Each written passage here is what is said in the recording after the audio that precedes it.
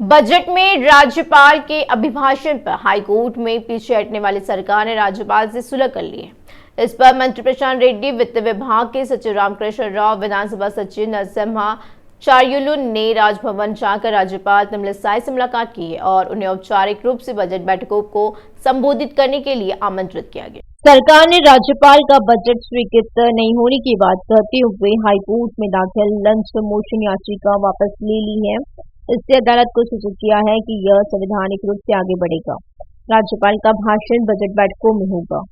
Telangana budget बैठकें 3 फरवरी की होगी। 6 तारीख को बजट पेश किए जाने की संभावना है और ऐसा लग रहा है कि इस बार बजट 3 लाख करोड़ रुपए के पार जाने की संभावना है।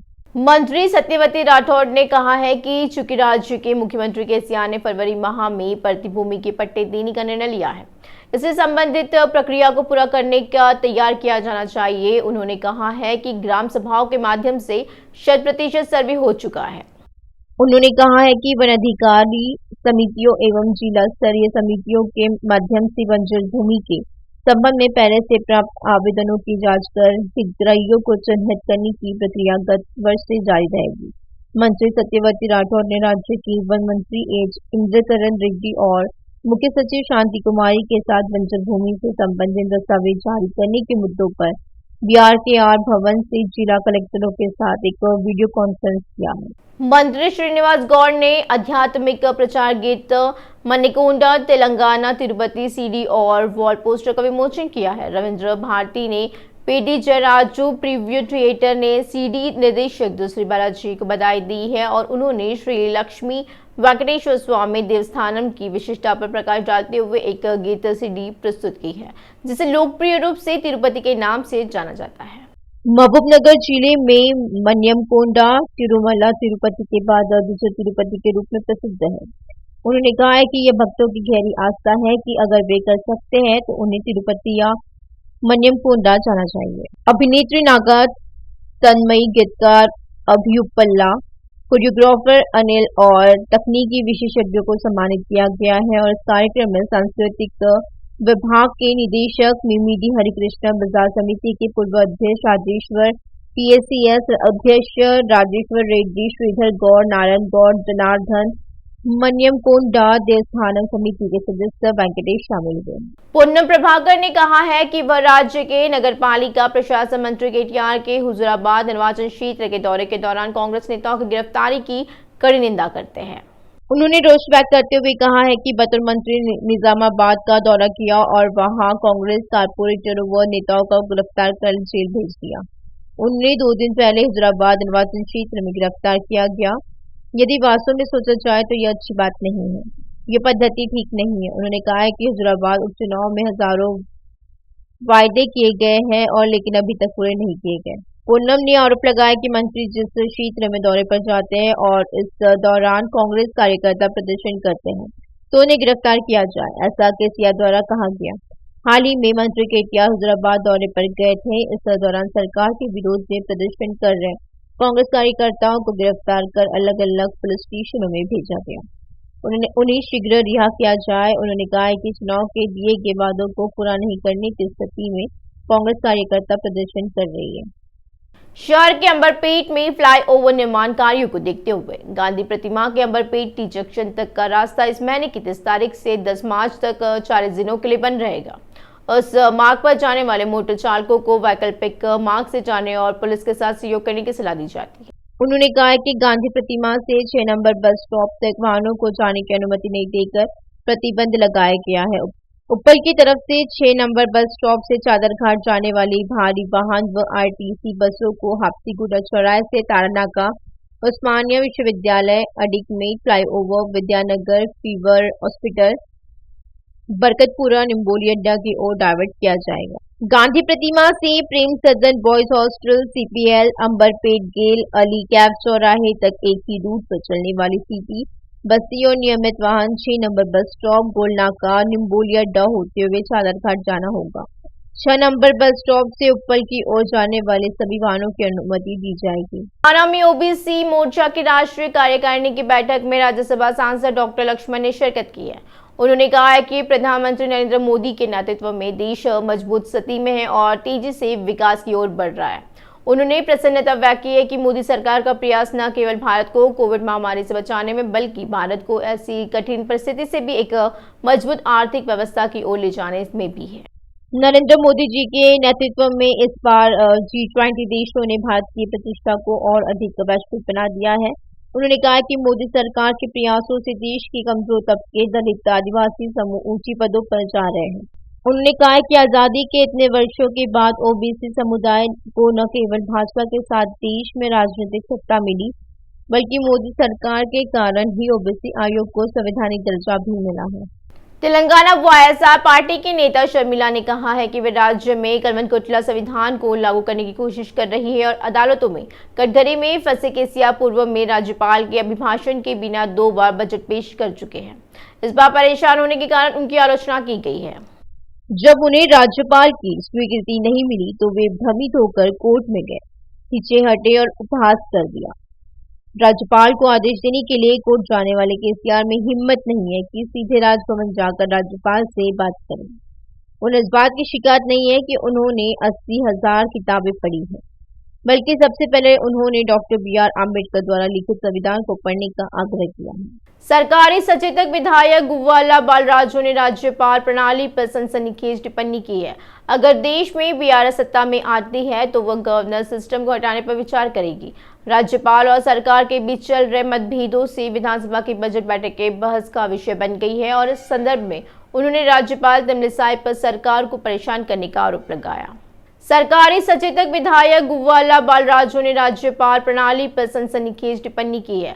अगर देश में बीआरएस सत्ता में आती है तो वह गवर्नर सिस्टम को हटाने पर विचार करेगी।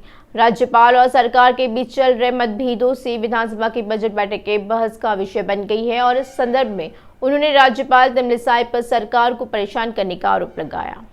एआईसीसी कार्यक्रम कार्यान्वयन समिति के अध्यक्ष माहेश्वर रेड्डी ने कहा है कि कांग्रेस द्वारा जारी चार्जशीट पर मंत्री हरीश राव की टिप्पणी निंदनीय है। हरीश राव गुस्से में है कि उन्होंने झूठी और नकली बातें की है। उन्होंने कहा है कि उनके सवालों का जवाब दिए बिना उन्होंने आवश्यक बातें की। एआईसीसी कार्यक्रम कार्यान्वयन समिति के अध्यक्ष माहेश्वर रेड्डी ने कहा है कि कांग्रेस द्वारा जारी चार्जशीट पर मंत्री हरीश राव की टिप्पणी निंदनीय है। हरीश राव गुस्से में है कि उन्होंने झूठी और नकली बातें की है। उन्होंने कहा है कि उनके सवालों का जवाब दिए बिना उन्होंने आवश्यक बातें की। खम्मम के पूर्व सांसद पोंगुलेट्टी श्रीनिवास रेड्डी ने एक बार फिर बीआरएस नेतृत्व का निशाना साधा है। उन्होंने पूछा कि क्या प्रदेश में कई 24 घंटे बिजली मिलेगी। आरोप है कि केवल 20% कर्ज माफ किया गया है और क्या सीएम केसीआर इसका जवाब दे सकती है। उन्होंने इसे अपदस्थ कर दिया है। उन्होंने स्पष्ट कर दिया है कि सत्ता किसी की नहीं होती है। खम्मम के पूर्व सांसद पोंगुलेट्टी श्रीनिवास रेड्डी ने एक बार फिर बीआरएस नेतृत्व का निशाना साधा है। उन्होंने पूछा कि क्या प्रदेश में कई 24 घंटे बिजली मिलेगी। आरोप है कि केवल 20% कर्ज माफ किया गया है और क्या सीएम केसीआर इसका जवाब दे सकती है। उन्होंने इसे अपदस्थ कर दिया है। उन्होंने स्पष्ट कर दिया है कि सत्ता किसी की नहीं होती है। राज्य योजना आयोग के उपाध्यक्ष बोइनपल्ली विनोद कुमार ने कहा है कि आज की पीढ़ी को राष्ट्रपिता महात्मा गांधी की हत्या के तथ्यों को जानने की जरूरत है। मंत्री आवास परिसर स्थित कैंप कार्यालय में महात्मा गांधी की 75वीं पुण्यतिथि के अवसर पर विनोद कुमार ने महात्मा गांधी की प्रतिमा पर माल्यार्पण कर श्रद्धांजलि अर्पित की। उन्होंने कहा है कि भाजपा गांधी की हत्या करने वाले नथुराम गोडसे की प्रशंसा करते हुए सोशल मीडिया पर दुष्प्रचार कर रही है और भाजपा महात्मा गांधी की हत्या के वास्तविक इतिहास को तोड़ मरोड़ कर पेश कर रही है। विनोद कुमार ने महात्मा गांधी की हत्या को विकृत करने वाली ताकतों के खिलाफ सतर्कता बरतने का आह्वान किया है। आईएएस सदन डिवीजन के केशव नगर कॉलोनी स्थित नारायण हाई स्कूल में मास्टर शेफ कार्यक्रम का आयोजन किया गया। कक्षा 1 से कक्षा 5 तक के विद्यार्थियों ने भाग लिया और स्वादिष्ट ऑर्गेनिक व्यंजन प्रस्तुत किए।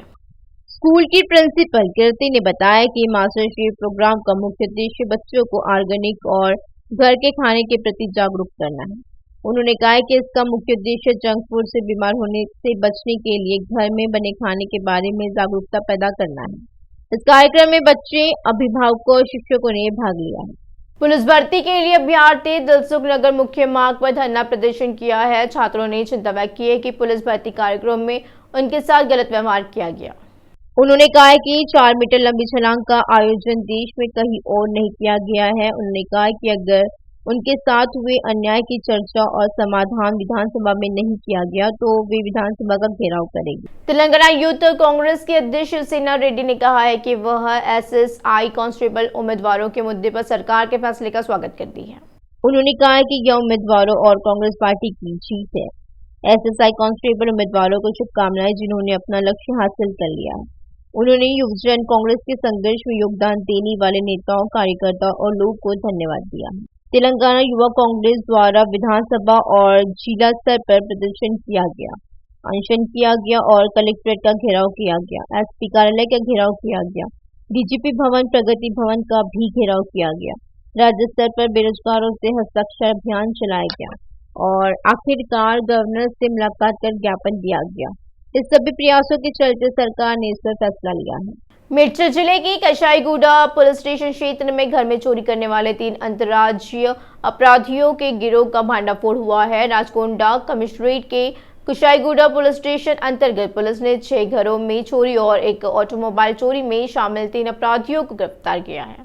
इनके पास से करीब 2 किलो चांदी के जेवर, एक बाइक बरामद हुई है और इन तीनों की पहचान आंध्र प्रदेश राज्य से संबंधित के रूप में की गई है। चालंकी सुरेश, मरी, रवि कुमार और अजय को गिरफ्तार कर रिमांड पर भेज दिया गया। एनटीआर के नंदमुरी रामकृष्ण ने कहा है कि तारक रत्न की सेहत में सुधार हो रहा है। उन्होंने बैंगलोर नारायण हार्ट अस्पताल में तारक रत्ना को भर्ती किया गया था। उन्होंने स्पष्ट किया है कि एटमो ने कुछ नहीं डाला, यह सब झूठा प्रचार है। तारक रत्ना के शरीर के सभी अंग अच्छे से काम कर रहे हैं। न्यूरो रिकवरी के समय लगता है कि जल्द ही तारक रत्ना के एक आम आदमी के रूप में सामने आएंगे। एनटीआर के नंदमुरी रामकृष्ण ने कहा है कि तारक रत्न की सेहत में सुधार हो रहा है। उन्होंने बैंगलोर नारायण हार्ट अस्पताल में तारक रत्ना को भर्ती किया गया था। उन्होंने स्पष्ट किया है कि एटमो ने कुछ नहीं डाला, यह सब झूठा प्रचार है। तारक रत्ना के शरीर के सभी अंग अच्छे से काम कर रहे हैं। न्यूरो रिकवरी के समय लगता है कि जल्द ही तारक रत्ना के एक आम आदमी के रूप में सामने आएंगे। कड़ाके की ठंड में भारत जोड़ो यात्रा की अंतिम सभा का समापन हुआ। एक और जहां कांग्रेस सुप्रीमो राहुल गांधी ने बर्फ गिरने के बावजूद अपना भाषण जारी रखा। समापन सभा के हिस्से के रूप में श्रीनगर और जम्मू और कश्मीर के लाल चौक में झंडा फहराया गया। कड़ाके की ठंड में भारत जोड़ो यात्रा की अंतिम सभा का समापन हुआ। एक और जहां कांग्रेस सुप्रीमो राहुल गांधी ने बर्फ गिरने के बावजूद अपना भाषण जारी रखा। समापन सभा के हिस्से के रूप में श्रीनगर और जम्मू और कश्मीर के लाल चौक में झंडा फहराया गया। चंदानगर पुलिस स्टेशन की सीमा में दर्दनाक हादसा हुआ है। सड़क हादसे में एक खुफिया कांस्टेबल की मौत हो गई। बाइक से ड्यूटी पर जाते समय आलिद फैक्ट्री में तेज रफ्तार आरटीसी बस ने टक्कर मार दी और मौके पर ही उसकी मौत हो गई। चंदानगर पुलिस स्टेशन की सीमा में दर्दनाक हादसा हुआ है। सड़क हादसे में एक खुफिया कांस्टेबल की मौत हो गई। बाइक से ड्यूटी पर जाते समय आलिद फैक्ट्री में तेज रफ्तार आरटीसी बस ने टक्कर मार दी और मौके पर ही उसकी मौत हो गई। हैदराबाद में प्रगति भवन के सामने तनाव की स्थिति बनी है। एक व्यक्ति ने परिवार सहित आत्महत्या का प्रयास किया। हैदराबाद में प्रगति भवन के सामने तनाव की स्थिति बनी है। एक व्यक्ति ने परिवार सहित आत्महत्या का प्रयास किया।